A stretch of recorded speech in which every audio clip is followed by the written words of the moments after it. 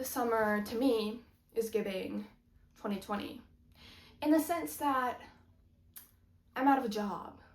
Not to say that I didn't try. No, I tried. Believe me, I started applying in March for a summer job while I was home from college, but then everyone said, why would we hire you if you're just going to leave in September? And to that I said, because I need money. So like and subscribe. I need 500 subscribers to monetize on YouTube, so also I don't have my mic, so yeah. But it also is a 2020 summer in the sense that all I'm doing is hanging out with my sister, playing outside, and all I long to do is reread the Shadowhunter Chronicles? Wow. Okay, so today's video is going to be about the Shadowhunter Chronicles. I have no creative juices besides this. All I want to do is reread this series, and I'm not going to. I'm just gonna do a video on it because I reread these books so much. They're annotated, they're color coordinated, they're my babies. I know what you're thinking. Oh my god, are those incest books people talk about on TikTok? And I will tell you, not exactly. It hurts my soul that that's what these books are known as. In this video, we're going to discuss my correct, yet controversial, order to read the Shadowhunter series. I'm in film school to be an actress. I told myself I wasn't gonna do anything that wasn't TV or movie related. It's okay, I read like 100 books a year, and that's like my niche, is I love book to movie adaptations. So we'll talk about the movie and the TV show, okay? Then we'll talk about the Bible of it all. Then we'll talk about YA versus adults. What category should this book be? Is it incorrectly categorized, and is it affecting the storylines? Absolutely. This is the incest series. You do not start here because, yes, why would you want to read on? Even though these were written first, you do not start here. You start here.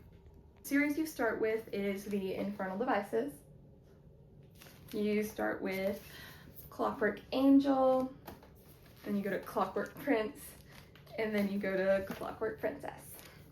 This book follows Tessa Gray. She's an American who comes to London after her brother moves there. But then she's kidnapped and finds out that she's a warlock with special abilities. She's rescued by Shadowhunters and has to learn how to behave in this new world she's discovered. It's set in, I gotta just blank.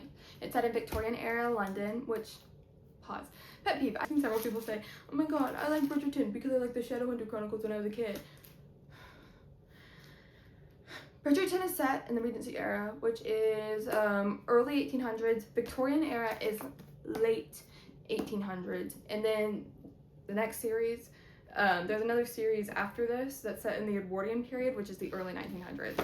So yeah, not the same thing. But yeah, these books are very good. They're fantastical, they're fun, they're witty. The characters you meet here, you kind of follow throughout the other series. I definitely recommend starting with this one. Technically, this is the one that goes first if we're reading chronologically, so I do love these books. These are my favorite. I reread them every winter. They're very much Christmas books. They're cozy, they're fun. Yeah. Then after you read those books, you can move on to the incest books. Now here's the thing. You're more invested, and you give less of a crap that there's an incest plot because they follow the descendants of those books. This series follows the descendants of the Infernal Devices series, and it's set in 2008. Clary is a 16-year-old girl when her mother is kidnapped by evil Shadowhunters who they thought were dead, and Clary finds out that her mother was a Shadowhunter all these years and kept it from her. She's then thrust into this world and hopes to get her mom back. So yes, this is a book with the incest plot, and also I would like to say, I don't know, that's a spoiler, but it's not really, it isn't really, but you don't find that out until book 3. But then there is another one in this, yeah, maybe these are aptly named the incest books, but also this book is boring. Like, I did read these first because that's technically the order the author tells you to read them in. Well, the first time I read this, I was in a severe weather protocol, and we had to stay. It was the last day of school. We had to stay 3 extra hours after school my 7th grade year because of that awful tornado. But yeah, so I read this during that, and I finished it, like I front to back. I don't know if it was just more interesting than staring at a wall because we weren't allowed to have our phones. I did love this series. There's a special place in my heart. These characters, I love them a lot. But they're not as entertaining as the Infernal Devices or my other babies up here. Or these babies. Oh my god. I love these characters though. Like Simon. My baby Simon. Or Alec. Or Isabel. Clary does piss me off. Clary and Jace piss me off. Really bad. Like, those are the 2 main characters in this. Maybe that's why I really don't love this series. Other people are like, it's the incest. I'm like, it's the main characters that are in the incest plot. Don't like them. Let's talk about the other major controversy with the Mortal Instruments series besides the incest plot. Yes, there's another one. So this big controversy comes from plagiarism. So before Cassandra Clare wrote the Mortal Instruments series, she was a very prominent fanfiction author, and she wrote Harry Potter fanfiction. A lot of people said that the inspiration for the Mortal Instruments series was directly from Harry Potter, which I have read both. I'm not a diehard Harry Potter fan. The only similarities that I really see is that we have a redhead, we have a nerdy guy with glasses, and they're both low or urban fantasies. But because people were like, oh, she plagiarized it, that spread like wildfire. And of course, people on the internet don't look into stuff, and I've kind of looked into it. I've never like found any concrete evidence that any of it is plagiarized, but you know, my favorite thing ever though is those books were written in like 2008, and one day I was on like Kindle and I was trying to find another book, and there was a book called Demon Slayers. Okay, I was like, it's kind of like Shadowhunters, I guess, and I was like, I need something for that Shadowhunter fix. Let's see what this is. So that book was written in 2012, and then someone in the reviews was like, Cassandra Clare copied this book from this author, this poor indie author, and I'm like, Cassandra Clare owns a time machine, and she found this indie author who wrote and published their book in 2012, and then went back in time and published her book in 2008. Like, I don't know. That math isn't mathing. They're also like, if you start reading them, they're not similar at all. I just have so many questions. But anyway, that's kind of the controversy surrounding this. I've never found any plagiarism things to be correct. It's just people's word of mouth, people being like, oh, it's plagiarized, but then no one backing it up. And I'm like, great. And yeah, she was a fan fiction author. She'll own up to the fact that she wrote fan fiction. Well, I don't know about that. But when people ask her, they're like, is this a Harry Potter fanfic? She's like, no, this is my own work. I've worked so hard. And people like pester her with questions about plagiarism and if these are fan fiction. And like, she has tried her hardest to like get rid of that, and people are relentless. Yeah, this fandom is horrible. Like, this is by far one of the worst and most toxic fandoms I've ever been in. That and Love Island. Love Island's really bad. I don't know if that's because it's going on right now, but it's bad. It's worse than most years.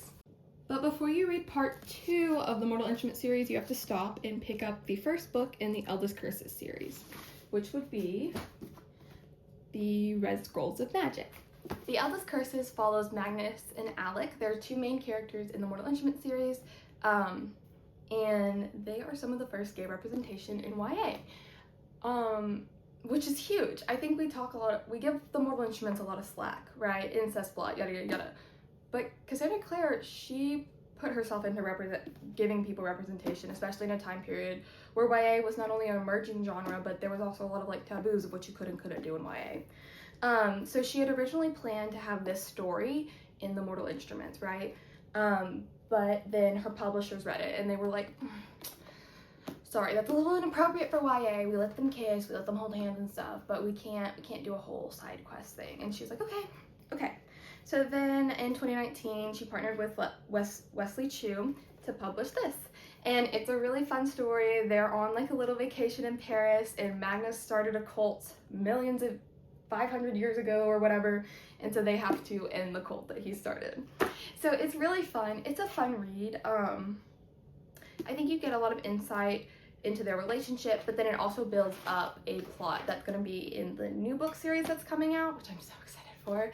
But yeah, I also just want to say, people give their relationship so much flack. They're like, oh, You know, it seems almost pedophilic that a 500-year-old warlock was with an 18-year-old Shadowhunter. So pre-K pause.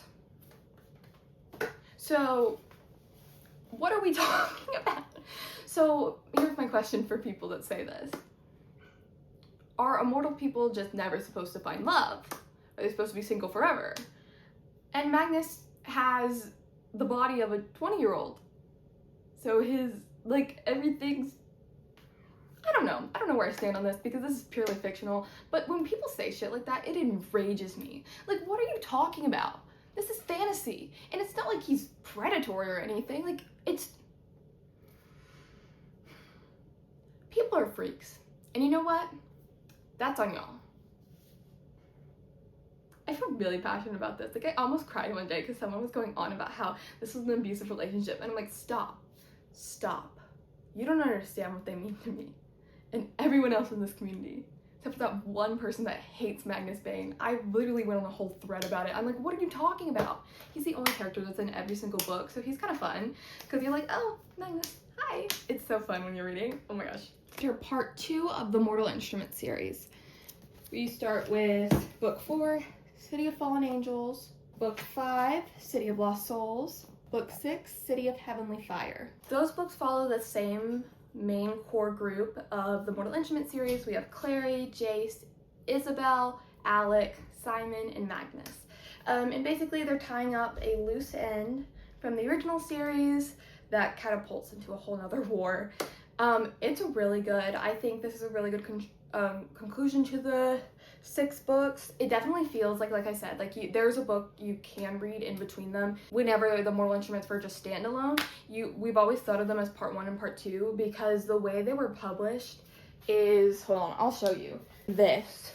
Like, so we've always thought of them as part 2 because Clockwork Angel was published, and then the 4th book, then the 2nd book of the Infernal Devices, and they did a zigzag pattern. So every year we would get a new Shadowhunter book. So every year we get a new Shadowhunter book. So one would publish from the Infernal Devices, and the next year it would be part 2 of the Mortal Instruments. Oh my god, and I vividly remember when I finished Heavenly Fire. It was 2020, deep into 2020. I'd stayed up all night reading it, and it's because it's a big one. It's like 800 pages or something crazy like that. And then I thought, oh, I'll go sit outside and read it, and you know, so I went and sat outside and I finished it, and I was sobbing uncontrollably, and then I called my grandma to tell her about it, and then I feel my lip. My lips are so puffy, I had an allergic reaction to the grass outside. And we have the novella set. You actually only read 2 of these. You read the Bane Chronicles, which follows Magnus Bane, and then you read the Tales from the Shadowhunter Academy. Okay. So the Bane Chronicles are just, they're short stories about Magnus. Okay, you don't want to skip them. Like, people are like, oh, you can skip these, you can skip these. I don't think you can, just because it explains a lot of, like, fundamentals that you might not know about, right? So you see a peek of the people in the Infernal Devices, because Magnus is in every single book, so that's kind of like little thing. So he has a little bit more insight than other characters do. So I love these. They're a lot of fun. You get to know a lot about the Infernal Devices characters, what happened in the 70s and 80s, which sets up the events of the Mortal Instruments, but you don't need to read them before. It's just like a precursor. Oh, this is what happened. And then Tales from the Shadowhunter Academy follows one of the members of the Mortal Instruments who was not a Shadowhunter, and their journey to become a Shadowhunter. And to do so, they must attend the Shadowhunter Academy. And this is really cool because they set up some of the conflicts in the Dark Artifices up here, which I now know that you can't see that. So I've been pointing to the Dark Artifices, but they're up there. And yeah, I do love this novella set. I will say the novella's kind of dragged. She does love her novellas, though, Miss Cassandra Clare. Ugh, gosh. They're all just so good. Then you can pick up the 2nd book in the Eldest Curses series, The Lost Book of the White. This sets up, I actually do not remember this book. Oh, okay. So Magnus has the Book of the White, which is this really important book. And I don't even think he's supposed to have it. I think the Shadowhunters are supposed to have it, but it's explained how he gets it. I just don't remember. Oh my god, an excuse to reread. Don't threaten me with a good time, y'all. But anyway, so they have to go get this book from the people who stole it, and they end up going to Shanghai with their big group. from the Mortal Instruments. So it's a fun read. It also does set up what's going to happen in the Wicked Powers, which I keep talking about her. She's not on the shelf yet. Where's she at? I was told the series would be finished by 2025. Here's where the controversy comes in. The next book you read is the Last Hour series. You read Chain of Gold, Chain of Iron, and Chain of Thorns. And as you can see, I do in fact have 2 copies of these books because they don't come out till paperback until like a year or 2 later, and I wanted to read them immediately and annotate them. So these are actually my unannotated books, but those are not. These are my annotated books. Okay, this follows the children of the characters from the Infernal Devices series. Every single one of these characters are so sweet and so precious, and here's what I will say. And I love this series. Well, I love these 2 books. This third one, I think especially comparing it to the Infernal Devices series, I do not think this is as good as the Infernal Devices series, but I do love these characters more. That's my thing, okay? Everyone's like, oh, there's so many plot holes in that series. Oh my god, how can you read 20 books? There's so many plot holes. And I'm like, right, because her writing is delicious. And her characters are so amazing.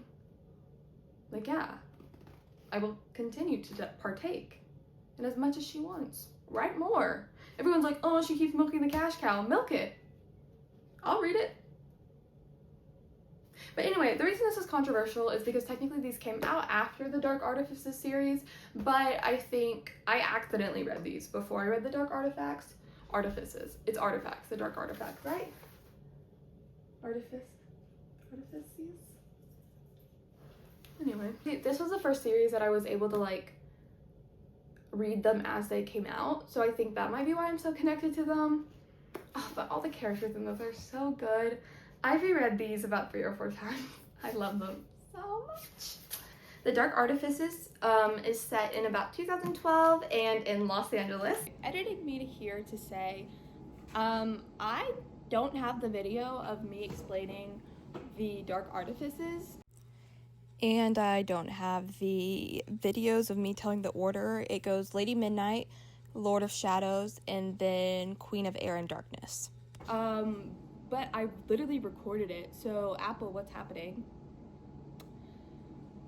Anyway, the Dark Artifice is about Emma, who we meet in City of Heavenly Fire, and she was orphaned because of the war in City of Heavenly Fire, and she's a Carstairs, so she's like amazing, talented, da-da-da-da. And she has a parapetide. Parapetides are like these soulmates, platonic soulmates, they can't be together, named Julian, who is running the Los Angeles Institute by himself because he was orphaned in the war, but his uncle came to take over the institute, but his uncle like isn't all there.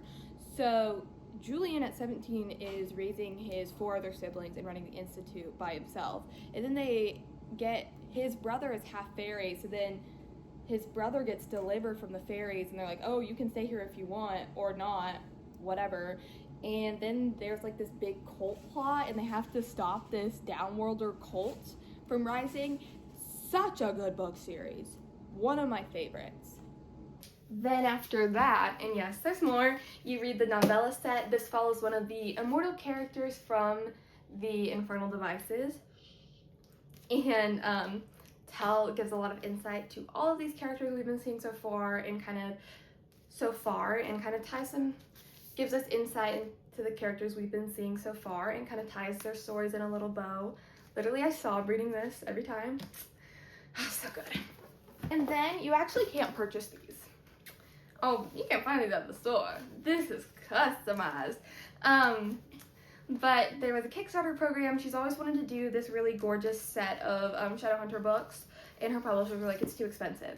But so Cassandra Clare, to get people hyped up for the book still coming out, because she had to push it back. There's a big long thing with why she had to push it back. She wanted to rewrite some stuff, but she released this novella on her Tumblr called The Secrets of Blackthorn Hall, This is about the characters in the Dark Artifice series. It's beautiful. And then the foil, hold on. Yeah, I love them. It's fun, so if you are interested in reading that one, that's on her Tumblr, but I got this from the Kickstarter. So she had the Kickstarter so that she could raise money and do this. And then we have the notable Shadowhunters and Dissidents of Downworld. This is, so it's called the Flower Book, and oh my god, it's so beautiful naked. Gosh. Oh my gosh! Oh, there's so many good animals in this series, but basically she's always done this. There's always been like a little, we call it the flower book, like a flower, and I think it's supposed to be like a tarot card associated with, is it a tarot card? I have no idea. I don't do that stuff, but they're pretty. And this is like the final updated edition. They'll be, because the series is going to end, we have 4 more books left. This is the updated and official and final version. I'll talk about that at the end, so those of you who know the series can stick around and we can talk about it. But yeah, beautiful. And then we have Careful of Books. Now this technically couldn't be included in my Shadowhunter books. Naked books. But there is a character from the last hours that gets a little story in here, but the rest of these are projects that Cassandra Clare is working on and she wants to show us. So yeah, there is one more book coming in my Kickstarter. It was $100 for 4 books, and they're embossed and beautiful and exclusive. Like, come on now. It's the gift that keeps on giving. I think I get one like every other season. Gosh, it's been so great. I love it. Anyway, we have one more coming out, which will be available to the public, just not the pretty version like I have. Yeah. And it is called, oh my god, Better in Black. Yes, it's called Better in Black. It's going to be available in Barnes & Noble. Then after that, we're going to have the 3rd and final book in the Eldest Curses series, which I cannot remember the name of. I have it somewhere in my brain. It's gonna pop out the second I turn this camera off. And then we have the Wicked Power trilogy. The Wicked Power trilogy is going to be the end-all be-all of the Shadowhunter universe. I am not ready for it. And she's definitely moving on to other projects. That's why it's taken so long to get the Wicked Powers, but this series is not finished, and god, it makes me want to cry. The best 2 books in these series are The Infernal Devices or The Dark Artifices, with my personal favorite being The Last Hours, but you know, they're just so girly pop. Oh gosh, don't get me started on The Last Hours. My Roman Empire. Okay, I forgot to mention this. I said I was going to talk about it later, but I didn't. And then we have the Wicked Power trilogy. And she claims that she's done writing after this, but oh my gosh. Look at Mina Carstairs and tell me that that is not the woman of the next trilogy. Picture this. Mina Carstairs has the power to time travel or see memories or something like that. And so she gets to experience all these things that her mom and her siblings did or saw. Oh my god, it would be so cool. So let's talk about the movie. So in 2013, the Mortal Instrument City of Bones movie is released. This is starring Lily Collins and Jamie Campbell Bower. And first off, I don't really love this casting. This is not, I think all of these people are remarkable actors. It's just not my cup of tea for who I would have casted in these roles. That's my first qualm with this movie. My second qualm is the same that I have with the City of Bones book. It's boring. Like, it's boring. And I don't really understand, like, okay, so by 2013, we had all of the Mortal Instruments and all of the Infernal Devices. When you compare the first book of both of those series, Clockwork Angel and City of Bones, one of them has a better individual arc. So right, whenever we're talking about books, every book has its own arc, but then within the series it has a full plot arc, and City of Bones does not stand alone well. And when you're going in to make a TV series or a movie series that you don't know if it's going to be picked up for the next one, you always try to pick something that is going to stand alone well. So from the get-go, this movie was not set up for success. It's a lot of info dumping. It's not fun to watch. I actually found out when I was watching this on Netflix that you can put movies in 2 times as fast. So yeah, they honestly could have combined the first and the second book in the series, but I don't know. When approaching adapting these books, I would never, just like with reading, I would never pick us to start with City of Bones. Okay, but then because the movie failed, I don't know what happened. Freeform decides, let's take a crack at it. So Freeform buys it and turns it into the Shadowhunter Chronicles. This cast is impeccable. Like, this is my cast. But so the Shadowhunter Chronicles doesn't exactly follow the books, okay? And that's where a lot of criticism came from, is they were like, I want it to follow the books. But it's so much more entertaining. See, because when my mom and I were talking about this, so book to movie adaptations, you can either go one of two ways. You can follow the book to a T, or if the writer isn't involved, you have to make it at least 70% different or something like that. So if the writer isn't involved, you can make it 70% different and kind of do whatever you want with it. So my thing about Cassandra Clare's book is, I've said it, I'm really here for the characters, and that's why I love the Shadowhunter Chronicles series, is because I didn't know what was going to happen next, and it was with characters I love. Bridgerton also does that. They have major plot points that they follow, but they do not follow the book to a T. So the Shadowhunter Chronicles is very similar in that, but yeah, I don't know. I like it. It's fun, it's silly, she's goofy, but I don't know. It's still not as good as the books, but I really love the wedding plot. Cinema. There are moments in here that are cinema, the acting's good. Yeah, I highly recommend. The soundtrack, really good. So I definitely would recommend watching the TV series over the movie, just because I think it's more enjoyable. Even though the movie follows the book more, I enjoy this TV series more. If I was going to make a new Shadowhunter Chronicle series, what would I do different? Or like a new TV show, where would we start? If I am given a 3-movie deal, and it is signed in the contract that no matter how good these movies do, I have to make 3 of them, I'm picking The Infernal Devices. The Infernal Devices has one of the best cast of characters. The overall story arc is very good. It's one of my favorites. It's probably one of the greatest love stories of all time. If you've never read it, I'm definitely picking that one. I will say I do find issue in, there is a lack of diversity in there. So I think figuring out how to navigate that issue would be probably the biggest thing when you're adapting it. But besides that, I think it would be a great trilogy. But if I was only given one movie to make it work, and if that movie does good, I would get to make the next one, I would pick The Dark Artifices. Lady Midnight has the ability to stand on its own. When we talk about book series, each book has its own plot arc, and then the series has a plot arc, like a bigger plot arc. And I think all of the Dark Artifices can stand alone the best, and so I think that would work to develop a movie. One movie, it stands alone well, we get another one. It's also very entertaining. And I understand, like, because like you have elements from the other books coming in, it would be more difficult to develop into a movie because you haven't told that story on screen.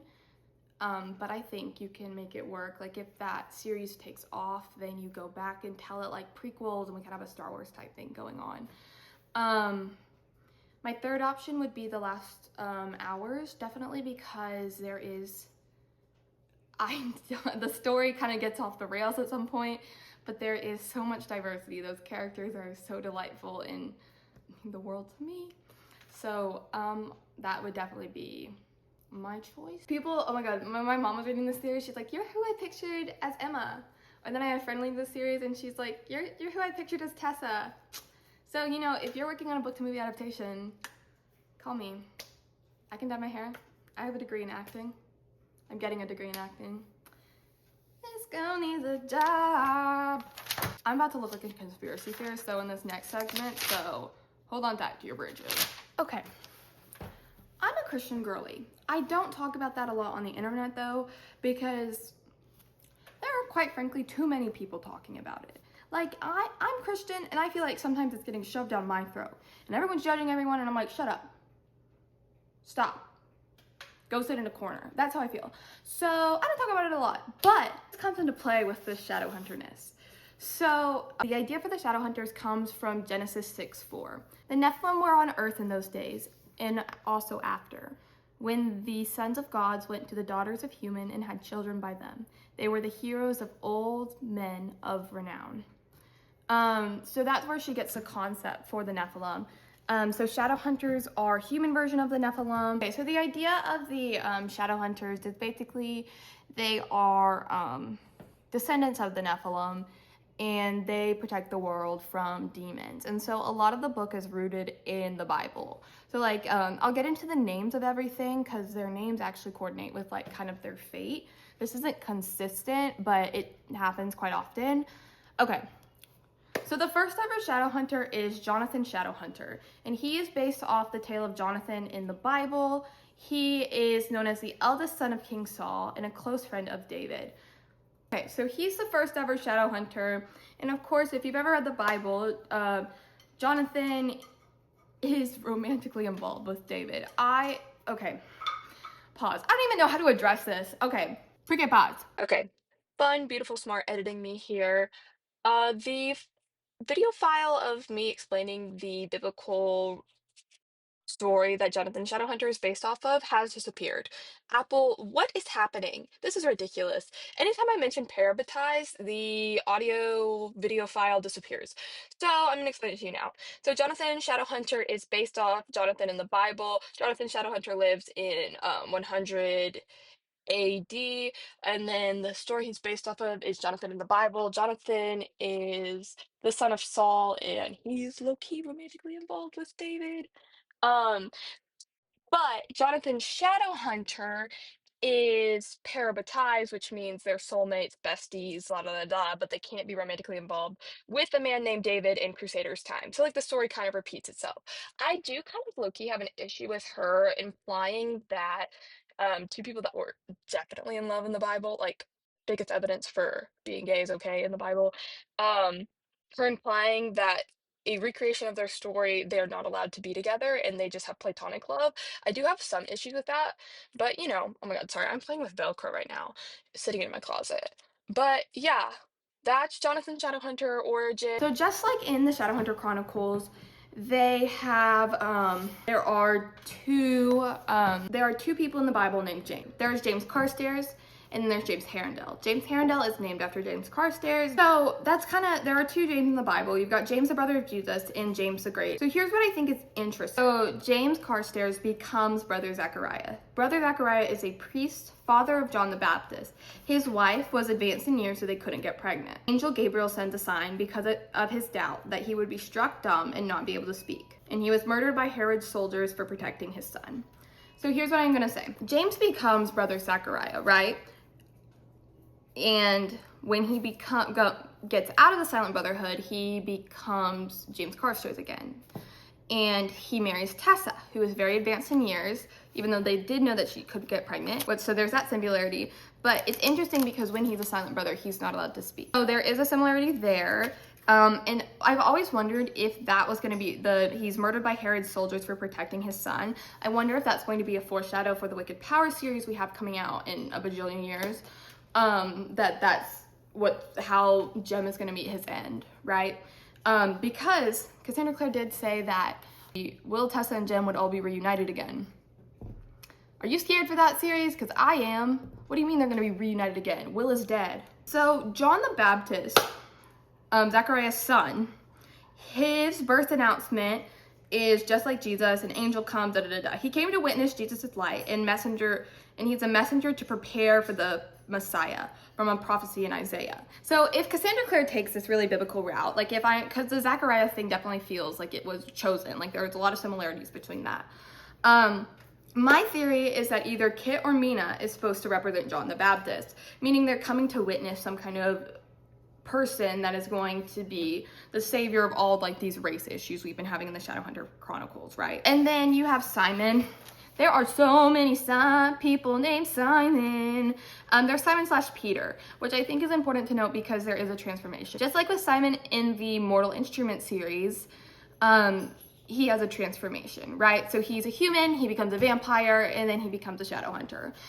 So I think that's kind of interesting. Twice arraigned, fisherman, rescued by angels, first leader of the church, spokesman of the apostles, denies Jesus 3 times.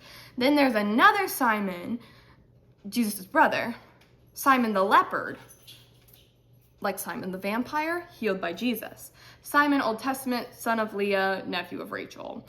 I couldn't find a really big connection. I will mention that only James, John, and Peter were allowed at 3 special events, also known as the 3 pillars of church. I don't know if that means that Mina/Kit, because they're supposed to represent John the Baptist, which I think it's going to be Kit, James, Harrendale, Carstairs, either one, and Simon are going to play a big part in the Wicked Powers. I don't know. And then Magnus is the derivative of Magus, which is used to describe a magician, which I think is interesting. I don't know. Okay, I also realized I wrote out every single main character, right? 27 main characters. 20 of them are named after martyred saints or people in the Bible who were martyred. Interesting, right? Like, I just think that's kind of interesting. And I will also note Tessa, there's a Teresa saint. She's a saint, but she isn't martyred because, you know, Tessa in the book series is immortal, so she doesn't die. That was kind of cool. That's a little Easter egg. I also think it's interesting that Thomas is known as Doubting Thomas. That was the only connection I could find in the Bible, because Thomas did doubt a lot. He doubted his relationship with Alistair. He doubted a lot in that book, so she's a genius. My other thing, we're kind of moving on to a new section. So I was a little disappointed in the Chain of Thorns because I felt like it was gonna rip my heart out. And I'm sad that it didn't. Because what do you mean they all ended up happily ever after? And she did that whole teaser where she was like, the family tree isn't what you think, blah, blah, blah. And then she didn't follow through. I was like, what is that? And I know that her father died, so she, like, in the middle of writing it. So Chain of Thorns got pushed back 6 months because she wanted to do rewrites. So I think that's what happened. Her father died and she's like, I don't want to kill everyone off. But you'll note that Lucy's name is spelled Lucie. And there was a couple misprints in the Last Hour series where it's spelled Lucy, alike to St. Lucy. I thought that we were going to get our first book with an Iron Sister. I thought they were going to find out that Lucy was a necromantic. She wasn't a necromantic. Because that would mean she was into dead people. She dabbled in necromancy. And they would send her to the Iron Sisters and she'd become like evil. That's what I wanted to happen. It didn't happen. Kind of glad it didn't, but I'm like, oh, that sucks. Okay, so female martyrs of the 4th century. Her story is a Christian romance similar to the acts of the other virgin martyrs. The story of St. Lucy is that she promises her virginity to God, right? She's a virgin martyr. And then her mom wants to marry her off because her mom is sick. And then another saint comes to Lucy in a dream and says, if you're faithful, your mother will be cured. So then her mother is cured, and she wants to spread her dowry among the poor people and not get married.